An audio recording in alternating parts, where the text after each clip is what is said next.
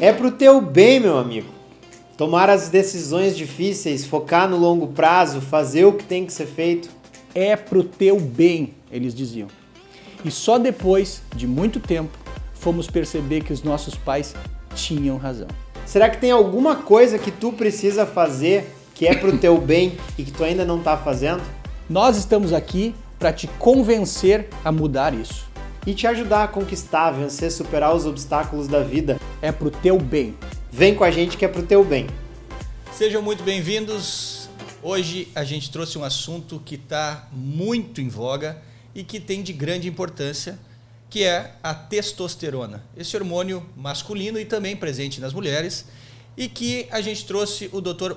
Paulo Last, urologista, professor da Faculdade de Medicina Unisc, da cadeira de Urologia e Anatomia. Pai do Henrique e do Antônio, e que hoje é o nosso convidado, e que a gente tem o maior prazer em receber e tirar algumas das nossas dúvidas, que possivelmente também são dúvidas suas. Paulo, seja muito bem-vindo, esteja entre nós e compartilhe do seu conhecimento conosco. Muito obrigado pela poder estar participando aqui com vocês e discutir um pouco desse assunto aí tão importante, né, hoje na saúde masculina. E acho que a gente consegue aí fazer, elucidar muitas coisas aí, desmistificar muita coisa em relação a esse assunto. Com certeza. Um dos maiores prazeres que eu tenho ao fazer esse podcast, eu que estudei medicina aqui em Santa Cruz, é poder convidar professores que me marcaram e que eu conhecia pela didática e maneira clara de expor as coisas para conversar comigo e com o Vicente aqui e fazer a palavra de vocês chegar nas pessoas que se identificam com esses problemas, né? Então, muito obrigado, professor, por ter aceito o convite. Eu fiquei muito feliz da gente poder ter essa conversa. Professor, testosterona, né? A gente tem a impressão de que ela é um hormônio masculino, mas ela é um hormônio presente em ambos os sexos, numa concentração maior nos homens. Quais são as funções desse hormônio? Como tu disseste, a testosterona ela encontra-se tanto no homem quanto na mulher, com predominância no homem, 10 vezes mais do que na mulher. Mas a importância hoje da testosterona no homem são as características sexuais, né? Com a função de formação da parte de sistema reprodutor e, ao mesmo tempo, tem função de características sexuais secundárias. Pelos, voz, força muscular, a parte de barba, axilas. Então, é um hormônio hoje, a testosterona, muito importante e que ela passa a fazer parte hoje do homem. No momento que ele começa a ter uma diminuição, no momento que ele começa a ter uma diminuição na produção, ele começa a sentir, então, os efeitos da deficiência da testosterona. Bom, doutor Paulo, assim, falando desse hormônio, então, que é tão importante, como o senhor já introduziu, quais são os sintomas que essa deficiência pode trazer, ou qual é o momento que esses sintomas começam a aparecer com maior frequência e incidência nos homens? Sim. Como a testosterona ela é um hormônio com predominância masculina e ela está muito ligada então com a sexualidade, no momento que o paciente começa a ter uma diminuição dela, a primeira coisa que ele sente, que ele nos procura, é a baixa do libido, né? A diminuição do desejo sexual. A gente começa a notar que esses pacientes, com o passar dos anos, a partir dos 35 anos, a gente começa a já ter uma diminuição da produção de testosterona e o pico máximo é com 80 anos. Então, a gente já começa a notar que esses pacientes eles já teriam uma necessidade de rever se há uma importância em repor ou não. Mas eles nos procuram muitas vezes por baixa de libido, alteração da cognição, eles começam a sentir perda da musculatura, eles começam a ter dificuldade para emagrecimento. Então, esses pacientes, muitas vezes, quando jovens, que eles estão bem dispostos, que eles fazem uma academia, que eles se desenvolvem, a parte muscular, eles começam a notar, então, alterações deles, comportamentais, muitas vezes, humor, sono, depressão. Então, isso leva ao cara, muitas vezes, até ele se dar conta de que aquilo tem uma alteração, ele já, por muito tempo, ele está tendo essa dificuldade, essa deficiência aí do hormônio. Não necessariamente que ele tenha uma baixa expressiva, mas ele já começa a ter alguns sintomas, às vezes, mais leves e alguns sintomas um pouco mais importantes. Usa-se o termo DAEM, né, deficiência androgênica do envelhecimento masculino, para caracterizar essa redução como tu mesmo falou, professor, fisiológica da testosterona no homem a partir aí da meia-idade. Essa redução progressiva, ela nem sempre vai ser sintomática, mas naqueles pacientes que ela é sintomática, indica-se então uma reposição de testosterona. Eu acho que seria interessante falar um pouquinho, professor, sobre a diferença que existe entre o uso esportivo, recreativo de testosterona e essa reposição. Na verdade, a intenção é que o paciente retorne a níveis ótimos de testosterona e não algo acima do que seria o normal para o homem, correto? Isso. É importante essa pergunta porque hoje muitas pessoas estão repondo testosterona não tendo necessidade, né?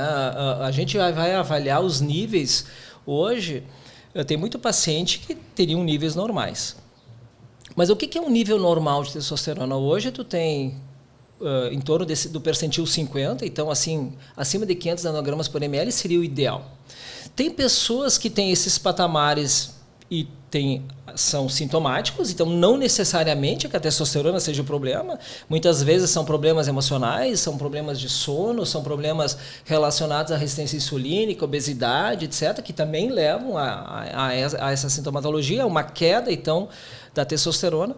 Mas o que acontece?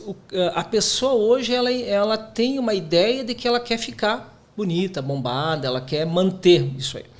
Então, o uso recreativo, muitas vezes, ela não vai trazer benefícios, ela vai trazer malefícios, né? A reposição ela é muito segura, desde que o paciente realmente precise. Então, aquele paciente hipogonádico, aquele que tem uma diminuição da testosterona sintomática, ele tem que repor, independente da idade dele. Independente se ele é um paciente mais jovem ou um paciente mais velho. A reposição é igual, tanto no jovem quanto no mais idoso. O que a gente tem que cuidar do uso recreativo ou do uso indiscriminado, que não haveria necessidade, são os parefeitos, são as contraindicações que a testosterona levaria. E eu entendo assim, eu vejo hoje, a nível do dia a dia, do consultório, que os pacientes muitas vezes eles vêm e por mais que tu explique que aquilo ali não haveria necessidade, ele não tem essa intenção de parar, ele precisa daquilo. Então, muitas vezes ele continua, ele não te dá ouvidos em relação se aquilo vai te trazer um malefício ou não. Muitas vezes tu tem pacientes com dosagens altas, mas eles colocam que realmente eles querem repor. Por quê? Porque eles vão para academia, eles querem ficar bombados, eles querem muitas vezes ter um desempenho sexual melhor e eles alocam a isso achando que é testosterona e muitas vezes não. Muitas vezes é a parte cognitiva ou uma outra parte, uma depressão, alguma coisa associada. Achei interessante que o senhor estava falando que os níveis não são específicos para todos, eles devem ser individualizados. Então, é possível que existam homens que têm níveis considerados dentro de uma faixa normal de laboratório, mas que apresentem sintomas. Por exemplo, um homem que esteja com a testosterona em torno de 500, mas ele se queixa de sintomas e aí, ao tratar, esses sintomas saem. E, ao mesmo tempo, existem homens que podem ter níveis de testosterona mais baixos do que isso e não apresentarem sintomas. Isso. Na verdade, está muito associado hoje com outras alterações, obesidade, resistência insulínica, sono, estresse do trabalho. Então, muitos acabam procurando por alguma sintomatologia e alguma sintomatologia da deficiência da testosterona ela é semelhante a outras patologias, a outras situações. Então, nunca a gente avalia a testosterona como um único, né? A gente tem outros hormônios que avaliamos, tem situações de outros marcadores aí para ver e a gente, em cima disso, tu acaba vendo se essa pessoa tem necessidade ou não de repor. Eu tenho pacientes que têm sintomatologia e repõem não melhor, tem ao contrário também, tem pacientes que não têm um aumento, eles têm uma dosagem baixa, tu repõe aquela dosagem e permanece, e assim vai. Então hoje, o uso hoje na urologia não tem nenhuma dificuldade de nós usarmos a testosterona. O que a gente avalia é realmente aquele paciente que precisa. Então hoje, às vezes até uma frustração, o paciente vem lá achando que ele está precisando, ele faz a dosagem normal e ele se frustra achando que a testosterona seria a salvação da vida dele. E nem sempre isso vai acontecer, né? Então, eles têm vamos dizer assim, eles colocam todas as fichas em cima disso. Mas claro que a vida atribulada, a alimentação, eu acho que hoje a parte da alimentação, a parte da atividade física é excepcional, deveria todo mundo manter isso, né? E a gente nota, então muitas vezes antes de eu começar a tratar com testosterona, eu já reavalio a parte de alimentação, já reavalio a parte de atividade física, já vejo algumas suplementações e muitas vezes não tenho a necessidade de usar testosterona. Isso aí já é um suficiente para ele começar a produzir.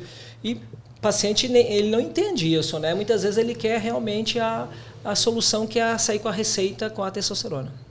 Eu estava assistindo um podcast ontem, por coincidência, enquanto eu fazia meu exercício na academia, eu estava escutando o podcast e, por incrível que pareça, era um assunto sobre filosofia e o filósofo estava argumentando que uma das alterações que a nossa sociedade vem sofrendo ao longo dos últimos anos e décadas, existia um estudo, e aí eu não sei citar ele porque foi citado pelo entrevistado em questão, que em 1960 os níveis de testosterona nos homens nos Estados Unidos eram muito maiores do que atualmente em homens da mesma faixa etária.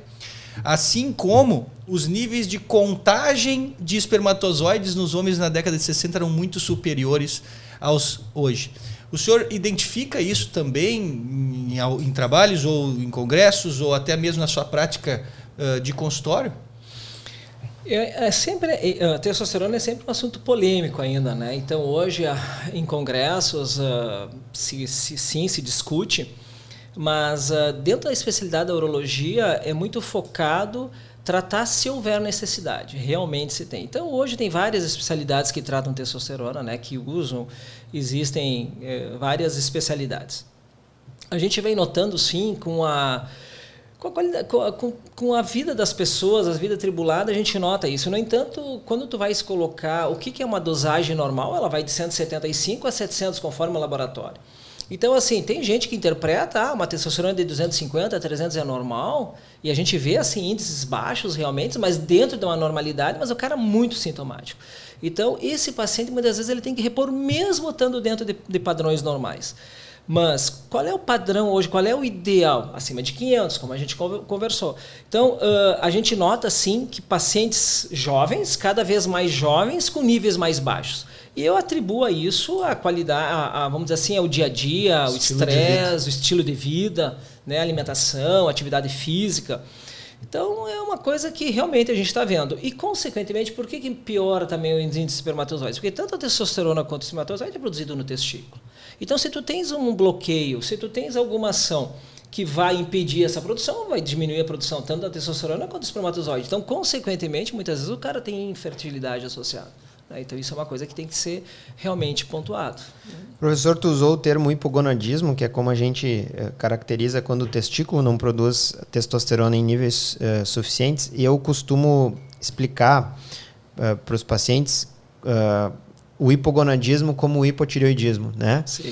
Que é uma glândula que não está produzindo o hormônio na quantidade ideal para que a gente não tenha sintomas. Então, a gente não criou nenhum estigma com repor o hormônio tireoidiano, né? Muitas pessoas, na sua grande maioria mulheres, têm uma tireoide hipofuncionante, que não produz o hormônio tireoidiano nos níveis adequados. Ninguém tem vergonha de repor esse hormônio. Já se tentou, até para fins esportivos, o uso do hormônio tireoidiano, não gera grande efeito, mas era uma coisa completamente distinta e que não funcionava. A mesma coisa acontece com a testosterona. O hipogonadismo é o testículo masculino funcionando abaixo do que seria o ideal, produzindo menos testosterona e o homem ficando sintomático, então, por essa produção baixa. Então, é simplesmente uma glândula com um mau funcionamento e não existe vergonha nenhuma na reposição desse hormônio.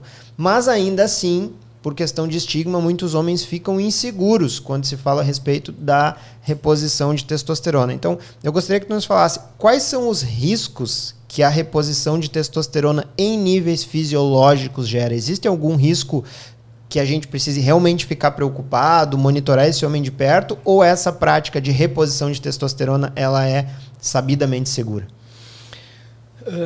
Como tu disseste, sempre tem um medo, né, da reposição hormonal. Claro que é diferente da tireoide, né? Tu vai tratar a tireoide, é um estigma muito mais tranquilo em relação. Sempre quando eu vou abordar um paciente que digo, olha, tu queres repor, ele sempre fica um pouco receoso, né? O que pode acontecer? Vou usar bomba. Isso é bom, isso vai me fazer, vai me trazer algum problema. É muito seguro, desde que o paciente realmente tenha a necessidade de repor. Claro que nós acabamos sempre fazendo uma revisão, uma avaliação inicial. É muito importante no paciente com mais idade sempre descartar que ele não tenha nenhum problema, por exemplo, próstata, uma neoplasia de próstata, um câncer de próstata, que seria talvez a única contraindicação de nós usarmos, então a testosterona não se usa em pacientes com neoplasia. Mas o hipogonadismo, ele pode ser um hipogonadismo precoce, por alguma alteração de testículo, o cara teve criptorquidia, teve cachumba e afetou os dois varicocele, vamos dizer assim, atingiram ambos os testículos, e que daí a gente, ou neoplasia mesmo de testículo bilateral, tu tem que tirar o testículo bilateral, o cara tem um hipogonadismo muito precoce. E tu vai repor testosterona, tranquilo, o cara precisa de testosterona. Como eu falei para vocês, é vida, ele tem que manter a saúde óssea dele, a parte cognitiva, isso aí vai ser muito importante. O hipogonadismo do envelhecimento é uma outra coisa importante. Hoje nós pegamos um paciente de 80 anos que ele tem uma testosterona baixa, ele não dorme, ele tem desconforto, ele tem irritabilidade, ele tem cansaço, ele tem mau humor. E é muito tranquilo tu repor, desde que tu faça realmente uma avaliação em relação à parte prostática dele. Então, eu sempre me asseguro que esse paciente não tem risco nenhum naquele momento e repõe. Então, como tu disseste, a correção fisiológica faz parte, porque tu deixaste de produzir aquela quantidade de testosterona que tu está aplicando. Então, assim, está fazendo falta para aquele paciente.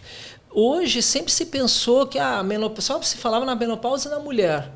E os distúrbios androgênicos masculinos sempre se deixou em segundo plano, porque sempre se achou que nunca haveria necessidade. Não, hoje é tão importante quanto, né? Então, assim, se tu vai aplicar uma reposição, tenha certeza que esse paciente não tem nenhuma alteração prostática. E tu pode repor tranquilamente. Bem, o senhor citou aí a importância de fazer a investigação desse paciente não ter algo relacionado a câncer de próstata antes do início da reposição hormonal. Existe, então, uma relação do uso de testosterona e desenvolvimento de câncer de próstata, ou somente nesta relação de que o paciente já poderia ter um câncer de próstata, a testosterona vir a influenciar? Sim. Por muito tempo sempre foi discutido, né, que o uso da testosterona, a gente discutia muito em congresso, sempre se tinha esse receio e achando que ela poderia desenvolver um câncer. Na verdade, não. Hoje, se tu tens um paciente que ele tem um PSA normal, que ele tem um exame de toque normal, que ele não tem nenhuma suspeita, naquele momento ele não tenha um indício que ele tem um câncer de próstata, tu pode repor normalmente, tranquilamente. Claro que se esse paciente tem ou já teve, é uma indicação, né, primária, não tem como a gente utilizar. Então, não vai que ele vá desenvolver. A gente não pode utilizar naquele paciente que tenha realmente o risco no momento da reposição de ter um câncer de próstata, né? Mas pode usar tranquilamente, que não vai, vamos dizer assim, iniciar ou precocemente ou evoluir para um câncer de próstata. Para dizer claramente assim, o uso de testosterona não causa câncer de próstata. Não. Só é inadequado para quem já tem câncer de próstata. Então esse é o único cuidado. Professor, existem hoje clínicas que usam um termo diferente de tudo isso que a gente conversou até agora, que é a reposição hormonal, o termo de modulação hormonal ou otimização hormonal. E essas clínicas elas utilizam doses de testosterona suprafisiológicas para fins de competição de fisiculturismo, outras modalidades esportivas. Esse uso da testosterona em um paciente sem deficiência, ele tem respaldo científico? Ele é uma prática segura? É um assunto hoje que é uma polêmica, né? Então, na verdade, claro que nós urologistas nós trabalhamos assim hoje com a reposição clínica, né, do que o paciente precisa. Existe hoje uma procura muito grande dos pacientes por isso, né? Na verdade, é o paciente que acaba procurando essas clínicas para fazer. Por quê? Porque ele tem na ideia dele que ele quer ficar bombado, ele quer ficar bonito, quer competir. O risco de um paciente que não tem alteração, que não tem o hipogonadismo hoje, é levar algumas outras alterações. Por exemplo, a mulher hoje, ela deixa no momento que ela usa muita testosterona e que ela usa esses chips, etc., ela tem alguma alteração, né? Alteração de voz, alteração de pelos, alteração de mamas, diminuição, clitóris aumentado. Então, muitas vezes, esses pacientes eles não têm uma noção do que pode levar para eles. Eles têm uma noção de que aquilo ali vai deixar eles muito bonitos, né? Então, tem os implantes hormonais, tem a reposição, quer ela injetável, quer ela tópica, etc. E o que eu vejo hoje é, vamos dizer assim, muitas vezes a desinformação. Eles não têm uma noção muito séria do que vai levar isso. Eu não sou contrário à reposição, desde que ela seja indicada. Eu acho que assim, meus pacientes, eu vejo a melhora deles com isso.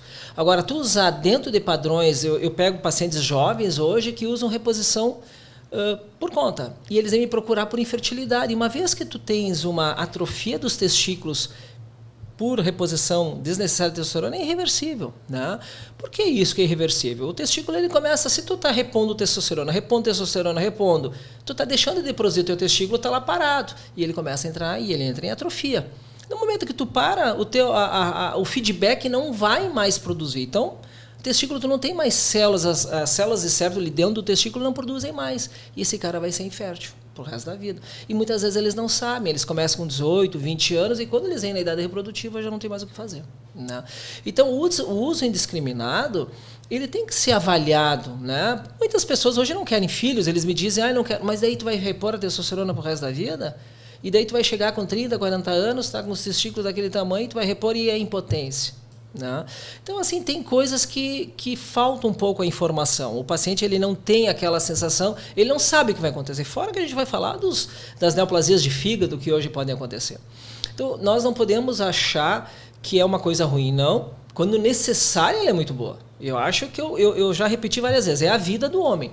Agora, usar indiscriminadamente e sem necessidade, existem riscos sim, e que o paciente muitas vezes ele acaba pagando mais tarde. E uma coisa muito importante que tu citou, né, professor, é que às vezes a desinformação é pior do que a falta de informação. Então, o que a gente observa muito em redes sociais, por exemplo, são pessoas utilizando estudos científicos de reposição de testosterona para alegar que o uso da testosterona é seguro. Mas aqueles trabalhos eles estão estudando, na verdade, a reposição de níveis fisiológicos de testosterona e não níveis suprafisiológicos como aqueles utilizados em modalidade esportiva. Então isso acaba se tornando um risco muito importante, né? Uma coisa que eu estava pensando aqui, lembrando no início da nossa conversa, que eu acho que é muito importante que fique de informação, é que alguns dos pacientes, muitas vezes, como tu disseste antes, demoram a chegar ao teu consultório já com sintomas há muitos anos dessa deficiência de testosterona. E aí, claro, tu citaste sintomas que são mais clinicamente identificáveis, que, por exemplo, uma depressão, uma fraqueza muscular, uma dificuldade desse paciente evoluir nos seus exercícios físicos ou o que seja. Mas existem sintomas, vamos dizer assim, silenciosos que vão apresentando alterações ao longo de um tempo e que podem trazer consequências para a saúde desse paciente? Por exemplo, alterações cardiológicas, uma cardiopatia que venha a se desenvolver ou algum risco maior desse paciente sofrer algum infarto, alguma coisa assim? Hoje, o excesso, vamos dizer, a reposição de excesso, sim, ela pode levar a isso. Mas uma coisa muito silenciosa no homem é a osteopenia, a osteoporose, né? A gente não via isso em homem. Perfeito. Então, hoje, o que está acontecendo? Os caras estão vindo aí, estão tendo fraturas, sem muitas vezes saber o porquê. É uma evolução silenciosa. Mas uma das coisas que eles mais me procuram hoje é relacionada à parte sexual, né? A diminuição do libido, a diminuição da relação sexual. O homem ele tem muita vergonha de abordar esse assunto. E eu vou dizer para vocês assim que nós, profissionais, dentro da urologia, nós levamos muito tempo para começar a introduzir essa parte dentro da nossa consulta. Antes a gente atendia só a doença, né? Hoje a gente tem que ter um pouco de diferença. Hoje a gente tem que avaliar a parte da prevenção. A gente já tem que pensar além, né? Então eu já tenho dentro da minha história hoje com o paciente, eu sempre incluo a parte hormonal. Mesmo que eu pergunto para o paciente, eu faço dentro da minha anamnese, mesmo que ele não tenha uma sintomatologia muito importante, eu acabo incluindo. E quando eu abordo, ele se abre, ele nunca vai vir por si só dizer isso. Mas o que eu noto mais, assim, aquele paciente que ele acaba entrando muito na parte cognitiva, muito na parte de depressão, muito da parte de irritabilidade e a parte de diminuição do libido. Muito. Muita osteopenia, muita osteoporose, muita queixa nesse lado. A parte de cardíaca, sim, ela tem, mas a gente vê mais com a reposição excessiva, né, daqueles pacientes que utilizam. Mas hoje, o mais importante, Scopel, é o paciente quando ele volta na reconsulta feliz da vida, que aquilo mudou a vida dele. Então, assim, o cara que passa a dormir bem, o cara que trata o filho melhor, que não se irrita com a mulher, que não discute, o cara que começa a fazer uma academia associada a uma diminuição, a uma reeducação alimentar, e ele começa a perder peso, ele começa a se sentir mais, vamos dizer assim, ele se gosta mais, né? Então, acho que isso faz parte, não é só tratar, por exemplo, uma infecção, alguma coisa, isso é um problema clínico também, e ele tem que ser visto, né? Ele tem que ser abordado e a gente tem que ser tratado se houver necessidade, sim. Eu que trabalho muito com estilo de vida no consultório, eu percebo que com frequência o paciente está engajado numa mudança de hábitos, ele começa a melhorar a alimentação, mas muitos pacientes melhoram seus níveis de testosterona com essas modificações comportamentais, mas alguns não melhoram, né? E aí quando esse paciente ele vai num profissional, faz uma reposição, ele volta e a aderência dele à mudança de estilo de vida ficou muito maior, né? Ele está motivado para fazer atividade física, ele está conseguindo ter um sono mais reparador. Então, isso é uma coisa extremamente positiva. O paciente não pode se deixar limitar, né? A gente vê isso muito claro na menopausa, nas mulheres, mas as mulheres já têm uma consciência maior dessa deficiência hormonal delas. E os homens, eles, como tu mesmo falou, eles ainda estão cercados pelo estigma de que a reposição de testosterona é usar bomba. Professor, tu falaste sobre quando o paciente te procura, a questão que tu abordas, né, sobre comportamentos que podem estar relacionados a um risco maior de deficiência de testosterona, e tu citaste suplementação. Existem suplementos assim cuja evidência científica de que o uso melhora níveis de testosterona é robusto? Sim. Hoje nós temos a testosterona, hoje se avalia sempre a testosterona total, mas hoje o que é a biodisponibilidade é a testosterona livre, aquela que é circulante, aquela que ela vai realmente ter ação dela. Então nós temos a testosterona, ela pode se transformar, por exemplo, através da enzima da aromatase, pelos pacientes obesos, em estradiol. Então nós temos muitos pacientes que às vezes têm um estradiol mais alto, que é o hormônio feminino. Teoricamente, como nós temos a testosterona na mulher, o homem também tem uma dosagem, um estrogênio. Então isso é um fator. Então, todas aquelas situações onde é que roubam testosterona, por que nós temos um valor mais baixo de testosterona? Porque nós temos alguns receptores que não são de testosterona, que são outros que têm afinidade com a testosterona, que acabam roubando a testosterona.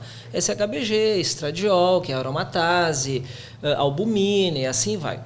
Então, no momento que eu detecto que esse paciente tem um nível baixo de testosterona e que ele tem níveis mais altos de estradiol, eu vou ter que fazer essa conversão. Então, eu vou ter que bloquear essa aromatase. Então, a gente usa algumas medicações para isso e, consequentemente, eu consigo melhorar o nível da testosterona.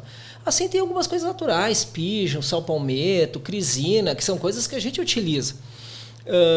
A reeducação alimentar associada no momento que ele começa a perder, porque hoje, onde é que nós temos a maior concentração da enzima aromatase que transforma a testosterona em estradiol? Obesidade, gordura, células de gordura. Então, assim, emagrecimento já é o inicial. Então, nós não conseguimos tratar um paciente desse nível, e eu acho que tu sabes muito bem, a tua especialidade, que hoje tu tem que trabalhar junto. Urologista, nutrólogo, endócrino, nutricionista. Então, ele é um paciente que ele é de várias mãos, não é um paciente único do urologista. Sem dúvida. Só que, às vezes, é difícil do paciente entender isso e, às vezes, demanda... são gastos, etc. Mas tem sim, a gente consegue fazer. E eu tenho pacientes que vão lá com uma testosterona baixa, eu só mudo o estilo de vida e coisa, a testosterona dele começa a subir, ele não precisa repor. Então, tu tem que ver o paciente macro, né? Tu não pode ver ele único, perfeito, só da minha área. Mas hoje, vou te dizer assim, que o problema maior, sim, é a obesidade em relação à aromatase, né? Que hoje transforma. Mas a testosterona livre dela começa a cada vez diminuir mais e ele começa a ter essa sintomatologia, que é a biodisponível é ela, né? A testosterona livre. Perfeito. Muito bem. Bom, a gente gostaria de agradecer a sua divisão de conhecimento conosco, o seu compartilhamento desse conhecimento conosco. E a gente gostaria que o senhor se posicionasse para algumas considerações finais. O que o senhor gostaria de deixar de mensagem para os nossos ouvintes, para os homens que estão nos ouvindo e para as mulheres também que estão nos ouvindo, de mensagem final sobre esse tema. Eu agradeço essa oportunidade aqui de estar conversando com vocês. Eu acho que se a gente consegue passar o conhecimento e a experiência, talvez seja a melhor parte para mais pessoas, eu acho que a gente está ajudando. Não temos que ter medo de repor testosterona, desde que a gente reponha correto, né? Sempre abordar. A partir dos 35 anos a gente já tem uma deficiência. Então, não é uma coisa estranha um paciente jovem hoje já ter alguma sintomatologia. Então, sempre que procurar fazer a sua avaliação, comece cedo e sempre coloque a testosterona, no rol da investigação. Não tenham, então, receio quando houver necessidade. Tenham sempre uma vida saudável. Eu acho que hoje a atividade física, acordar cedo para malhar, controlar a alimentação, é tão importante quanto tu repor uma testosterona, porque complementa, tá? E acho que isso, no momento que o homem ele começa a se dar conta e no momento que ele começa a ver que ele está melhorando, ele vai ter uma qualidade de vida muito melhor, tá? E não tem idade para repor. Pode ser dos 30 aos 90. Eu tenho pacientes de 80 e poucos anos repondo testosterona que não dormiam. Então eu vejo assim que realmente vale a pena. Tá certo? Muito obrigado aí pela atenção. Professor, muito obrigado pela participação. Homens, uma derrota que a gente sofre é o fato de que somos muito preconceituosos com relação a sermos acompanhados por médicos. Toda mulher, ao longo do seu amadurecimento e envelhecimento, tem no seu ginecologista, na sua ginecologista, uma parceira para detectar problemas de saúde que possam estar atrapalhando a sua qualidade de vida. E nós somos muito cabeça dura de não procurar ajuda médica quando a gente tem algum sintoma que está atrapalhando o nosso rendimento, tanto profissional quanto nas nossas atividades pessoais. Então, se tu tem algum sintoma, se tu se sente perdendo energia, perdendo vitalidade, alterações de libido, procure um profissional de saúde que possa te ajudar com esses problemas. É pro teu bem.